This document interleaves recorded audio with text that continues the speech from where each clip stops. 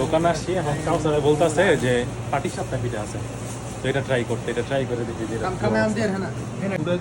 জীবন তো এটা নিলাম, দেখি যে এটা খেয়া স্বাদ কেমন।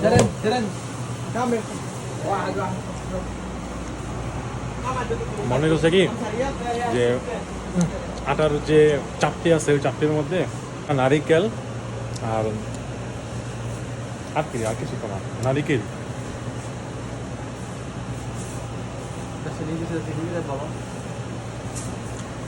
চিনি নারিকেলের সাথে এর ভিতরে যে ক্ষীরা, যে খিরসা বলে ওই খিরসাটা বানায় তারপর আর কি বানাইছে। আর এটা হইতেছে রুটির মতো, চাপটির মতো। তো এটা যদি এটা একটা নাম আছে যেটা আমার আব্বু বলে যে এটাতে আলচা রুটি, মানে বানাইতে সময় কম লাগে, তো এই জন্য আলচা রুটি বলে।